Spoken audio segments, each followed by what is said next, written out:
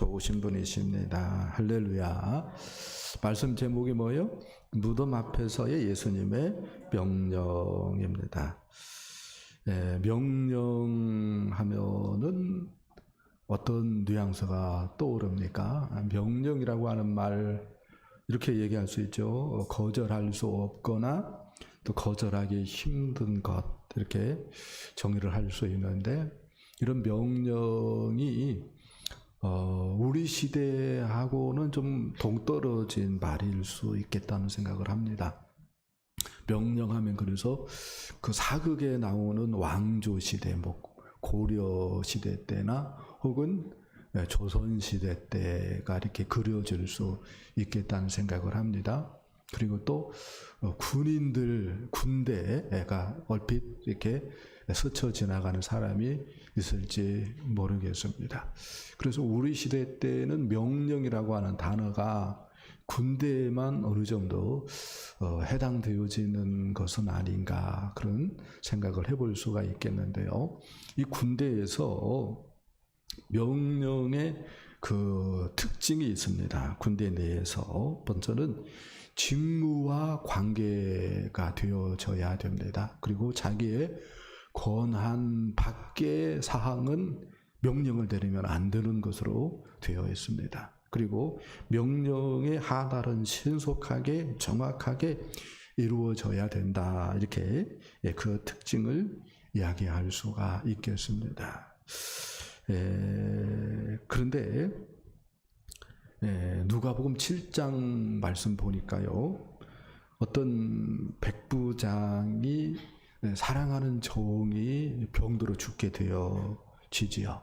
그런데 예수님의 소문을 듣고 예수님이라면은 어쩌면은 죽어가는데 종 고칠 수 있겠다라고 하는 생각이 들어서 자기가 관계 맺고 있었던 유대의 장로들을 예수님께 보냅니다.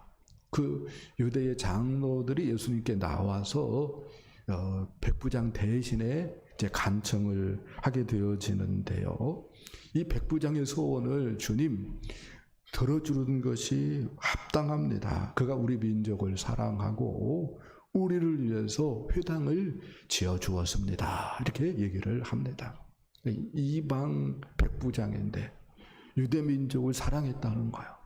그것도 구체적인 증거가 있다는 거예요. 예배당을 하나 지어주었다는 거야. 이것은 대단한 거잖아요. 그래서 예수님이 감동을 먹고 즉시 그들을 따라서 이제 가시죠. 그런데 얼마 가지 않아서 또 백부장이 보낸 친구들을 만납니다. 그 친구들이 이렇게 이야기를 합니다. 주여, 수고하지 마옵소서. 내 집에 들어오심을 나는 감당하지 못하겠나이다. 그러므로 내가 주께 나아가기도 감당하지 못할 줄을 깨달았습니다. 말씀만 하사 내 하인을 낫게 하옵소서. 나도 남의 수하에 든 사람이요, 내 아래에도 병사가 있으니 이더러 가라 하면 가고 저더러 하라 하면 하고 오라 하면 오고 그렇게 합니다. 다만 말씀만 하옵소서, 이렇게 이야기를 합니다. 예수님이 이 이야기를 듣고요, 놀랍게 여기시죠. 그리고 한마디 합니다. 내가 너희에게 이르노니 이스라엘 중에서도 이만한 믿음을 만나보지 못하였노라, 이렇게 말씀을 합니다. 무슨 얘기입니까? 백부장이요, 예수님을 만왕의 왕으로, 즉 절대 명령권자로 이해했다는 것입니다. 할렐루야. 오늘 본문은 이렇게 얘기할 수 있겠습니다. 온 우주의 만왕의 왕이신 우리 예수님께서, 절대 명령권자이신 우리 예수님께서 무덤에서 내린 명령에 대한 말씀이다, 이렇게 이야기할 수가 있겠습니다. 무덤 앞에서 예수님이 명령을 내립니다. 예수님이 누구다고 그랬어요? 만왕의 왕이십니다. 하늘과 땅의 권세를 가지신 분이십니다. 절대 명령권자입니다. 그 예수님의 어떠한 명령을 내렸을까요? 먼저 첫 번째 명령인데요. 돌을 옮겨 놓으라 라고 하는 명령을 내립니다. 우리 38절 하반절, 그 다음에 39절 말씀 보겠습니다. 시작.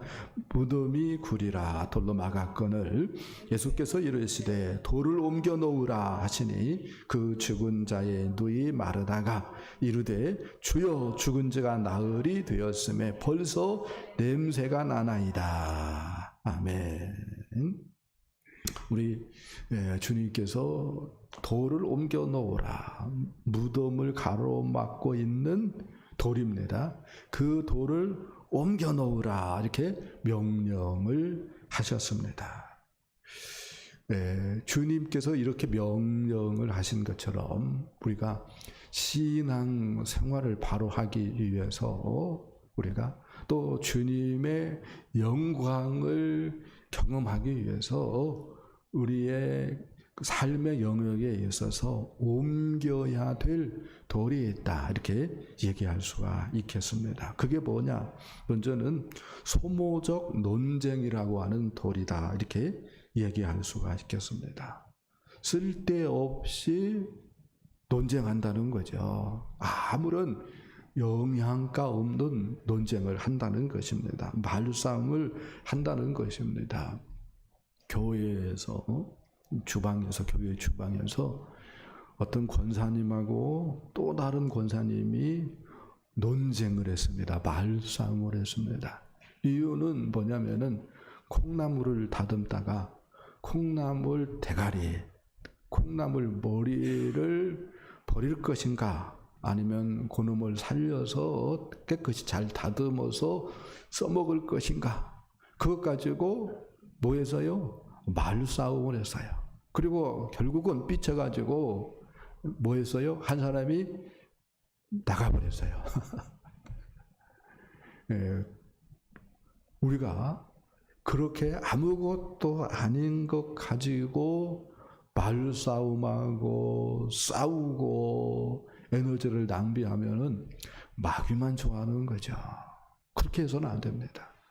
두 번째는 비본질적인 일에 과도한 에너지를 낭비하는 그런 돌도 옮겨야 된다라고 얘기할 수가 있겠습니다. 학생들이 본질적으로 추구해야 될 것은 뭐죠? 공부하는 거죠. 꿈을 꾸고 그 꿈을 이루기 위해서 공부하는 것이죠. 그게 뭐예요? 학생이 추구해야 될 본질이죠. 그런데 그것은 잊어버리고 티를 입는데 지오다노를 입느냐 안 입느냐 가지고 서로 뭐예요? 사람을 평가하고 친구들을 평가하고 신발을 나이키를 신느냐 프로펙스를 신느냐 그것 가지고 또 사람을 판단하고, 또 가방이 여자들 같은 경우는 구찌냐 사넬이냐 이것 가지고 뭐요? 사람을 또 판단하고, 그것 때문에 부모님께 뭐예요? 원망하고 불평하고. 그러면은 다 이렇게 얘기할 수 있죠.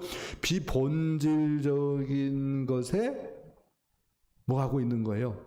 에너지를 낭비하고 있는 거죠. 뭐 해야 되는데 꿈을 키우고 그 꿈을 이루기 위해서 열심히 공부해야 되는 소중한 시기인데 어떤 교회에서요 장로님하고 목사님하고 싸웠어요. 별것도 아닌데 싸웠습니다. 목사님은 어떤 생각을 하냐면은 이 판에 장로님 버릇을 고쳐야 된다.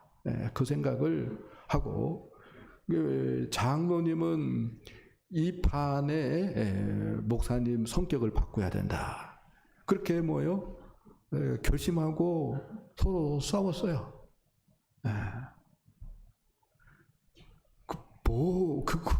그것을 뭐 사람이 바꿀 수 있는 것도 아닐 텐데 그것 가지고 그렇게 힘을 쓰고. 정말로 중요한 건 뭔데요? 정말로 중요한 건 뭔데? 생각 안 하고 바꾸고 싸우고 그러면은 다 비본질적인 것으로 에너지를 낭비하는 것이다. 혹시 그러한 부분들이 있다면 어떻게 해야 돼요? 빨리 어떻게 해야 됩니까? 옮겨야 됩니다. 할렐루야. 세 번째는 부정적 사고, 낙심, 포기하려고 하는 돌입니다. 오늘 본문에 마르다가 그러한 모습을 보이죠. 주님이 무덤 앞에 왔습니다. 오라버니 무덤 앞에 왔습니다. 주님이 이렇게 명령을 내립니다. 돌을 옮겨 놓으라. 그랬더니 마르다가 뭐라고 얘기합니까? 주여, 죽은 지가 나흘이 되었습니다. 벌써 냄새가 납니다. 이렇게 얘기합니다. 우리나라도 그렇죠. 여름철에 그 사람이 죽고 시신이 온도가 많이 올라가면은 벌써 냄새가 나지요. 민감한 사람들은 참 그것 때문에 힘들기도 합니다. 장례식장에 안 갈 수는 없고. 근데 코로나로 인해서 이제 많이 안 가도 되니까 그런 점에서는 또 그런 사람들이 참 행운이죠. 근데 유다 나라는 더 더운 거예요. 더 더운 거예요. 그러니까 사흘도 아니고 나흘이 지났으니까 이건 정말로 냄새가 났을 것 같다. 그렇게 생각을 해볼 수가 있겠습니다. 근데 지금 그렇게 말씀하는 예수님이 누군데, 천지를 지으신 분인데, 그렇게 말씀하고 있는 분이 누군데, 하나님이신데, 그렇게 말씀하고 있는 분이 누군데, 생명이고 부활인데, 그게 토 달면 안 되잖아요. 할렐루야. 근데 마르다가 어떻게 얘기를 하고 있는 거예요? 나흘 되었기 때문에 이제 안 된다는 거예요. 안 되게 뭐가 안 돼요? 하나님인데. 안 된다라고 하는 부정적인 사고, 이미 이제 나흘 되었기 때문에 어떻게 할 수 없다라고 하는 낙심, 죽었기 때문에 포기해야 된다라고 하는 그런 절망감, 이런 것들을 우리 주님 앞에서는 어떻게 해야 된다고요? 다 옮겨버려야 된다고요. 할렐루야. 우리가 이것을 꼭 마음에 새겼으면 좋겠습니다. 그런데요, 이러한 돌들을 옮겨 놓으려면은요, 믿음이 있어야 됩니다. 믿음이 있으면 소모적인 논쟁 안 할 수 있는 거고요. 믿음이 있으면 비본질적인 것 생각하지 않고 본질적인 것을 추구할 수 있는 것이고요.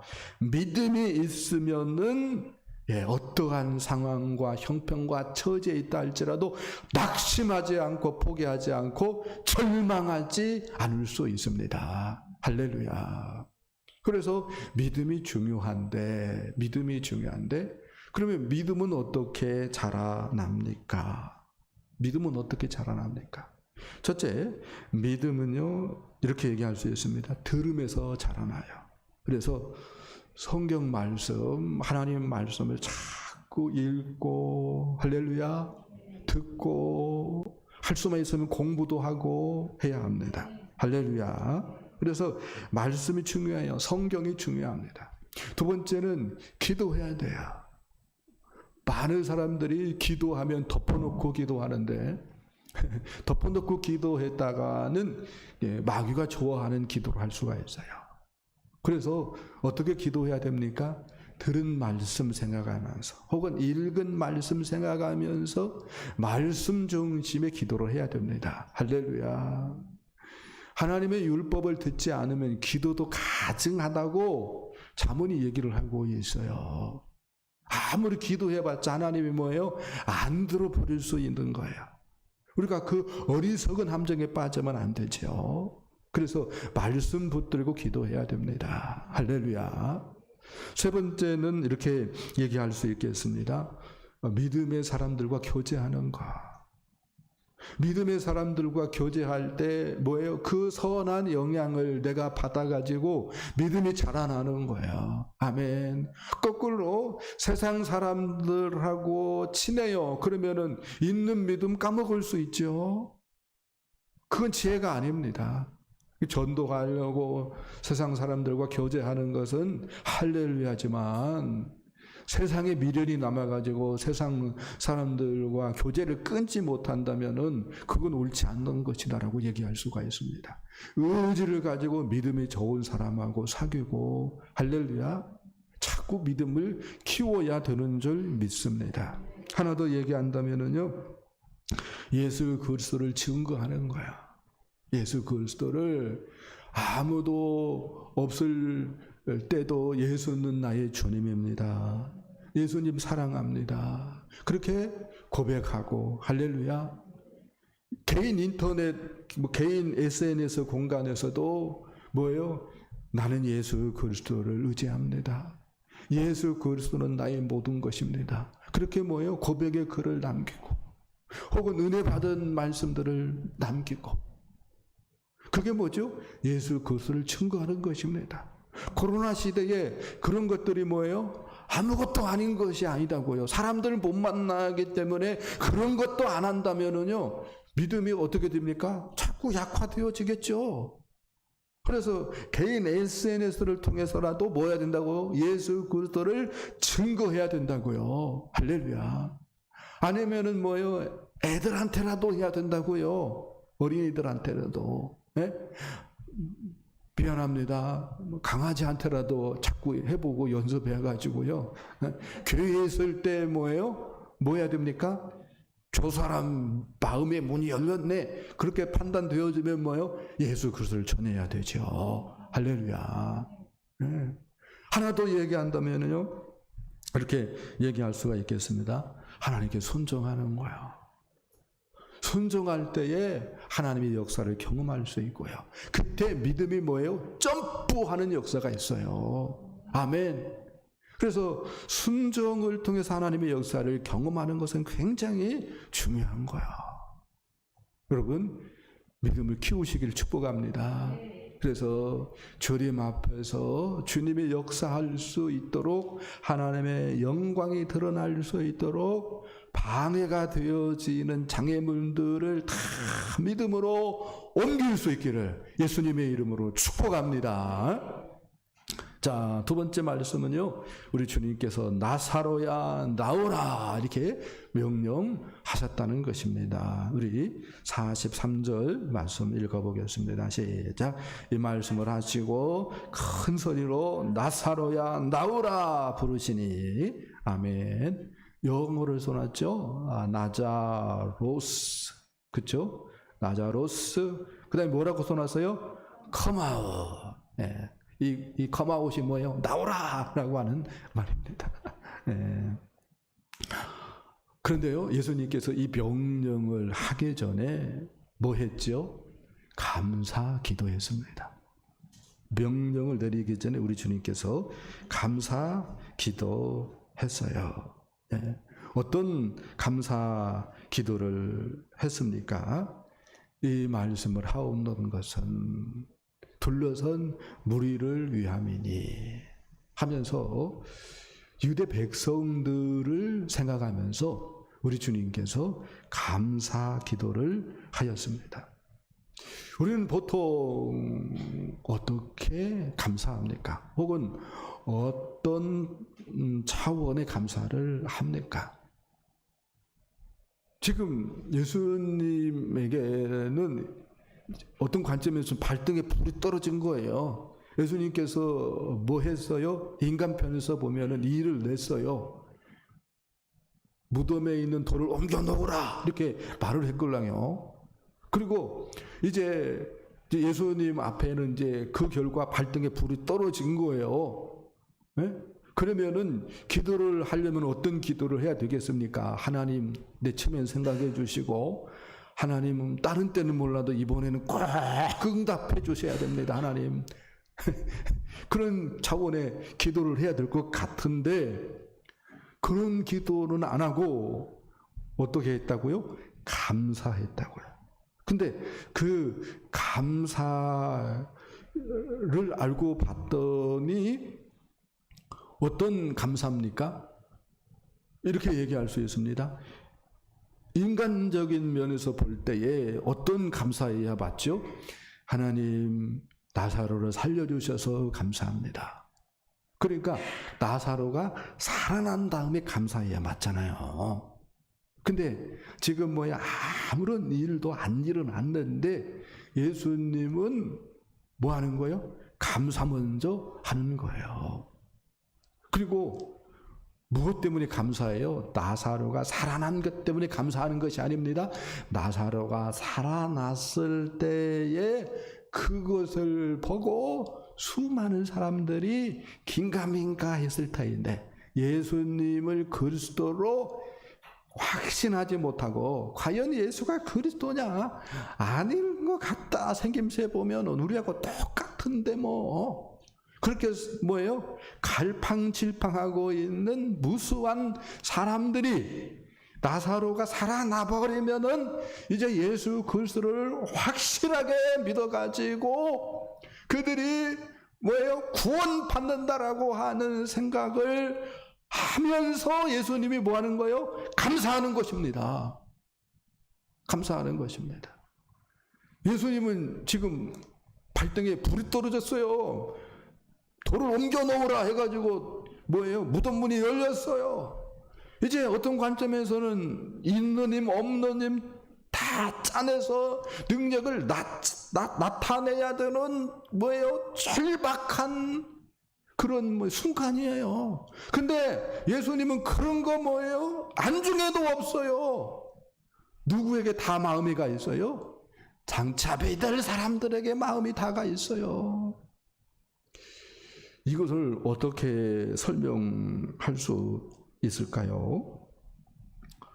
요즘요 날씨가 정말로 불볕더위죠.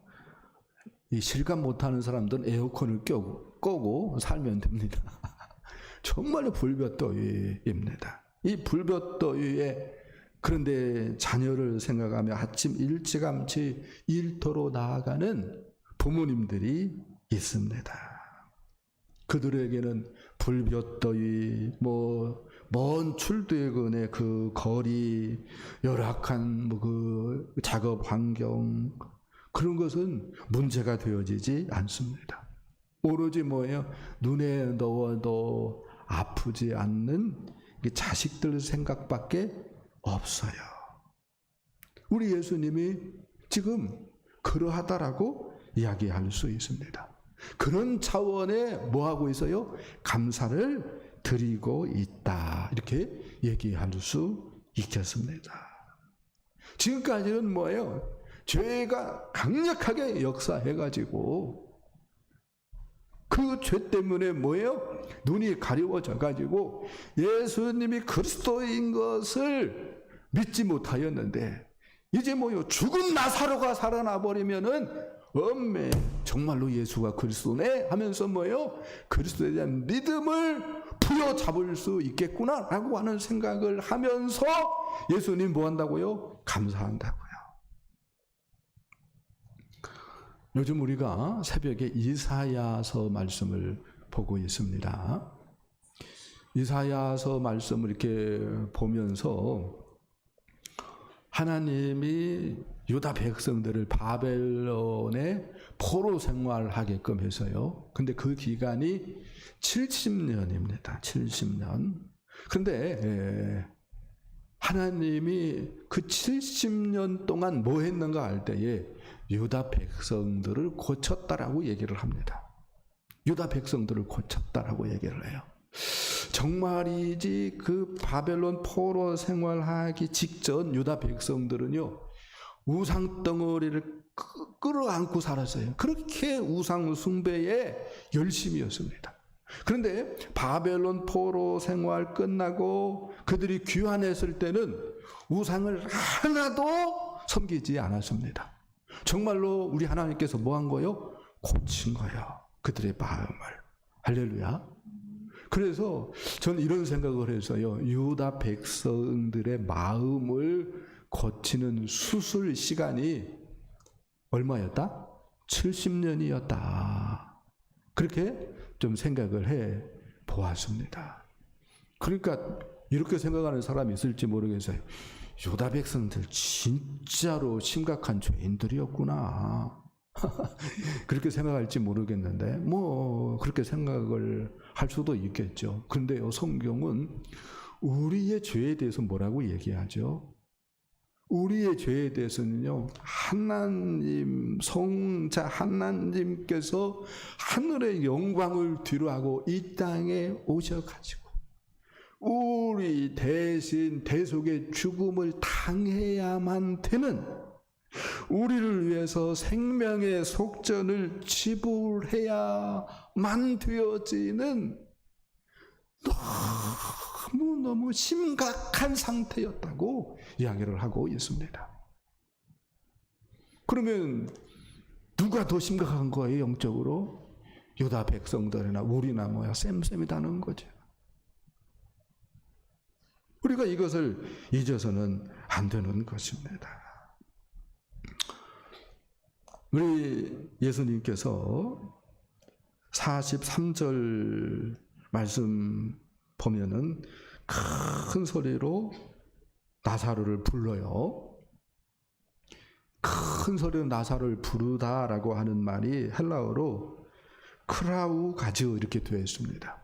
그리고 이 말이 또 어느 때 사용되냐면 예수님께서 십자가에 달려서 하나님을 향하여서 큰 소리로 부를 때 이 크라우 고저라고 하는 말이 크라우 가저라고 하는 말이 사용되어집니다.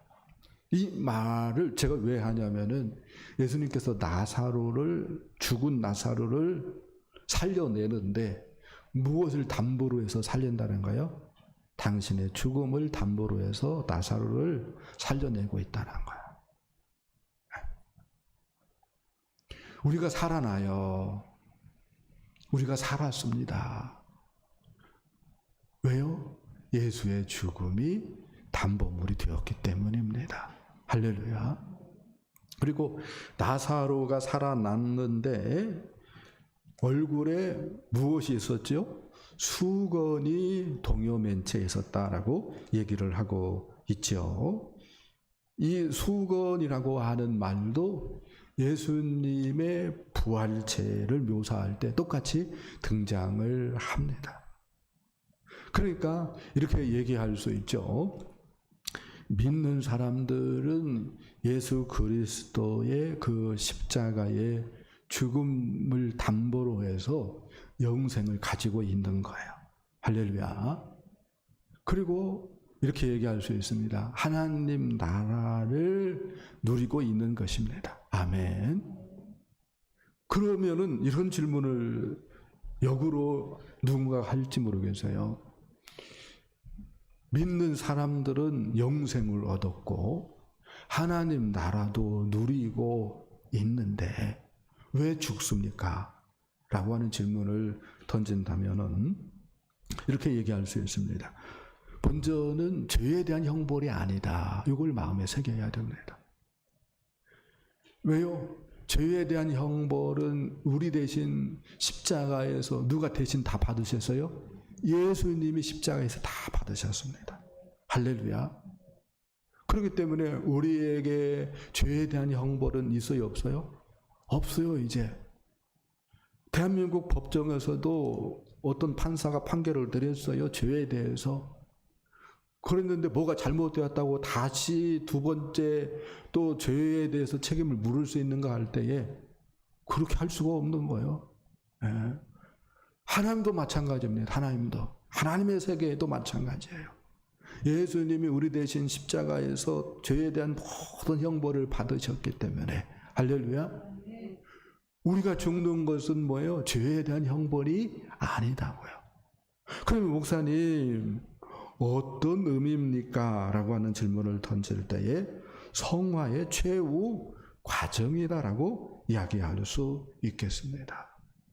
이게 무슨 얘기냐면요, 우리가 부활하신 예수님의 그 영화로운 몸과 같이 천국에서 영원히 살아갈 터인데, 할렐루야. 그러려면은 어떻게 해야 됩니까? 그 영광스러운 옷, 영광스러운 몸을 입기 위해서는 이 세상에 속한 썩는 혹은 연약한 옷을 어떻게 해야 돼요? 벗어야 된다는 거예요. 무슨 말인지 이해돼요? 애들이 추석이나 설날이나 되어지면은 부모님이 우리 어렸을 때는 옷을 사줬어요. 옷을 사주면은 어떻게 합니까? 예, 지금까지 입었던 옷은 어떻게 하고 이제 벗어버리고, 그 다음에 명절에 부모님들이 사준 새 옷을 입었지요. 벗어야 입는다고요. 아멘입니까? 그런 것처럼 그 영광스러운 나라에서 영원토록 행복을 누리기 위해서는 어떻게 해야 된다고요? 이 옷을 벗어야 된다고요. 그것이 뭡니까? 죽음입니다. 안 믿는 사람은 뭐예요? 죽는 그 자체가 뭐예요? 형벌이요. 그래서 뭐예요? 죽을 때 모습이 뭐예요? 정말로 죽는 것 같이 고된 모습, 망가지 인상을 찌푸리면서 죽는 거예요. 근데 예수 믿는 우리들은 뭐예요? 하나님 나라를 바라보면서 최후 순간을 맞이하는 거예요. 주님이 내게 새 옷을 입혀줄 것을 믿기 때문에 뭐예요? 평안하게 최후를 맞이할 수 있어요. 할렐루야. 성화 과정에 뭐다고요? 최후 단계일 수 있어요. 아멘. 그래서요, 너무 믿는데 죽음 앞에서 벌벌벌 떨 필요가 없어요. 뭐 죽음 앞에서 벌벌벌 떨어도 죽음이 그냥 우습게 삼킵니다. 우습게 삼켜요. 그래서 벌벌벌 떨어도 소용없고요. 안 죽으려고 발버둥 쳐도요, 뭐 어쩔 수 없어요. 그냥 죽는 거예요. 죽음이 그렇게 강력한 거예요. 근데 믿는 우리에게는 또 다른 생명이 있고, 또 다른 봄이 기다리고 있고, 또 다른 나라가 기다리고 있습니다. 할렐루야. 이게 뭐예요? 은혜죠. 이게 뭐예요? 축복이죠. 할렐루야. 자, 그 다음에 또 세 번째 우리 주님의 말씀, 명령, 풀어놓아 다니게 하라라고 하는 명령이 내려졌다라고 오늘 본문 얘기하고 있습니다. 44절 말씀을 보겠습니다. 시작. 죽은 자가 수족을 배로 동인 채로 나오는데 그 얼굴은 수건에 쌓였더라. 예수께서 이르시되 풀어놓아 다니게 하라 하시니라. 아멘. 풀어놓아 다니게 하라 이렇게 얘기를 하고 있어요. 천을 풀라라고 얘기를 하고 있습니다. 이유는 뭐죠? 나사로가 살아났기 때문에 그러죠. 살아났어요. 그런데 혼자 천을 풀 수도 있을 것 같은데, 그림을 보면은 혼자 천을 풀기에는 보통 어려움이 많겠다는 생각을 합니다. 그렇죠? 머리부터 발끝까지 다 쌓아놓았어요. 정말로 주님께서 말씀하셨기 때문에 죽은 나사로가 어떻게 걸어 나오고 있지. 제가 얘기했으면은 이런 상황인데 어떻게 걸어 나가라고 얘기해. 당신이 오셔. 이렇게 얘기할 것 같은 뭐예요? 형편과 처지입니다. 비록 살아났다 할지라도. 그렇죠? 굉장히 음신하는데 어려움이 있는 그러한 상태다는 거예요. 그래서 주님도 그걸 알고 뭐라고 얘기합니까? 풀어놓아 다니게 하라 라고 이야기를 하고 있어요. 혼자서는 뭐예요? 모르겠어요. 뭐 한 일주일 풀면 풀 수 있을지 모르겠습니다. 그런 상태로 있는 거예요, 지금. 그래서 풀어놓아 다니게 하라 이렇게 얘기를 하고 있습니다. 살아나긴 살아났어요. 그런데 아직 뭐가 있어요? 천으로 쌓여 있습니다. 동염에 있습니다. 그것을 어떻게 하라고 얘기를 합니까? 풀어주라라고 이야기를 하고 있습니다. 그렇게 해서 자유를 주고 모든 얽매임에서 해방할 것을 이야기를 하고 있습니다. 성서 유니온에 랩 주석이 있어요. 이 랩 주석에 요한복음 보니까 크렌트 오스본이라고 하는 사람이 요한복음 편을 주석을 했는데 이 부분에 대해서 이렇게 얘기를 합니다. 예수님께서 생명을 주시는 분이고 지금도 그러하다.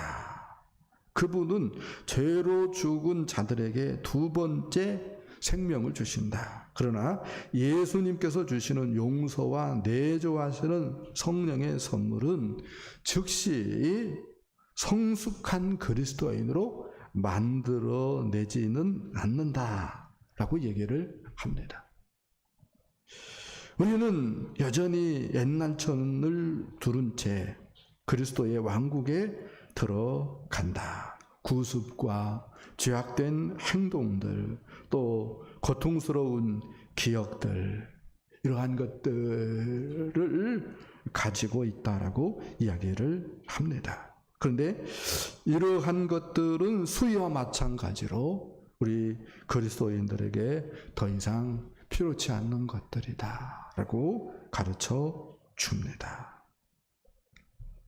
그래서 나사로의 그 천을 풀어 주어야 했던 것처럼 우리도 서로의 동요매여 있는 천들을 풀어주는 데에 뭐 해야 됩니까? 헌신해야 합니다. 이런 차원에서 성도의 교제는 굉장히 중요하다라고 이야기할 수 있습니다. 이 성도의 교제의 중요성을 사도신경이 또 우리한테 가르쳐 주지요. 사도신경에 보면은 성령을 믿사오며 그 다음에 거룩한 공예와 성도가 서로 교통하는 것과 라고 신앙을 고백을 합니다. 성령을 믿사오며 라고 하는 말은 성령님을 하나님으로 믿는다는 겁니다. 할렐루야. 성령님이 하나님이십니다. 할렐루야.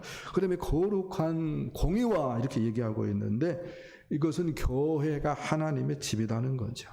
교회가 신앙 공동체다라고 하는 그러한 믿음의 고백이다라고 얘기할 수 있겠습니다. 그리고 성도가 서로 교통하는 것과 이렇게 얘기를 하는데 성도가 서로 교통하는 장이 어디다는 거죠? 교회에다는 것입니다. 교회가 우리는 얼핏 뭘로만 생각하죠? 예배 처소로만 생각을 하는데 혹은 다급할 때 문 열고 와서 기도하는 기도 처소로만 생각을 하는데 어떤 장이다고요? 교제의 장이다고요. 교제의 장이다고요. 이렇게 얘기할 수 있겠습니다. 성도의 교제가 있고 하나님과의 교제가 있는데 교회가 더 중시해야 되는 것은 여러분들 어떻게 생각할지 모르는데 하나님과의 교제보다 성도들과의 교제일 수 있습니다. 왜요? 1대1로도 하나님께 뭐 할 수 있어요? 예배할 수 있어요. 근데 교회로 모이지 않으면 성도의 교제는 이루어질 수 있어요? 없어요? 이루어질 수 없어요. 이런 생각들을 해야 됩니다. 이런 생각들을 해야 돼요. 우리 시대에 성도들의 신앙이 약해요. 여러 이유가 있겠지만 예배만 드리고 성도의 교제는 나누지 않기 때문일 수 있어요. 그 모습은 미라로 싸매여 있는 모습을 하고 있다. 성도들이 이렇게 얘기할 수 있다고요. 성도의 교제를 나누지 않는 성도들은. 그러니까 뭐요? 넘어지기 십상이죠. 눈도 가려져 있고 손도 못 움직이고 발만 겨우 움직일 수 있는 그러한 모습이다라고 얘기할 수 있어요. 뭐 하지 않는 성도들은요? 성도의 교제에 참여하지 않는 성도들은. 그래서 목장 예배가 굉장히 중요한 것이고요. 할렐루야. 그러면은 성도의 교제는 어떻게 해야 됩니까? 성도의 교제에도 원칙이 있어요. 먼저는 서로 사랑으로 받아주고 이해하고 용납하는 것이 중요합니다. 이해하고 용납하고 받아주는 것이 중요하다. 두 번째, 진실해야 됩니다. 뻥튀기 하면 안 돼요. 거짓말 치면 안 됩니다. 세 번째는 요모나 아버지처럼 되어주어야 합니다. 그렇게 함으로 어떻게 할 수 있습니까? 옛 습관을 혹은 허물을 혹은 죄 문제를 어떻게 할 수 있어요? 털어낼 수 있는 것입니다. 그렇게 하면서 어떻게 할 수 있어요? 동염에 있는 천들을 한 커플 한 커플 한 커플 벗겨낼 수 있는 것입니다. 오늘 우리가 무덤 앞에서 예수님의 세 가지 명령을 들었습니다. 돌을 옮겨 넣으라. 또 나사로야 나오라. 또 풀어놓아 다니게 하라 라고 하는 우리 예수님의 명령을 들었습니다. 하나님 앞에서 우리가 옮겨 놓아야 될 돌들은 무엇인지 생각해 보았으면 좋겠습니다. 또 하나님 앞에서 내가 하나님을 제한하고 있지는 않는지 부정적인 생각 때문에 혹은 포기하려고 하는 그 무엇 때문에 제한하고 있지는 않는지 생각해 봤으면 좋겠어요. 그리고 나만 생각하고 있지는 않는지. 신앙생활은 공동체로 하는 것인데, 그래서 성도의 교제하는 것조차 미루고 소극적으로 반응하고 있지 않는지 점검해 봤으면 좋겠습니다. 주님의 명령에 우리가 순종함으로 이 시대에 예수 그리스도의 제자로서 정말로 우리 주님의 이름을 높이는 저와 여러분의 삶이 되어질 수 있기를 예수님의 이름으로 간절히 축복합니다. 축복합니다. 우리 찬송 드립니다.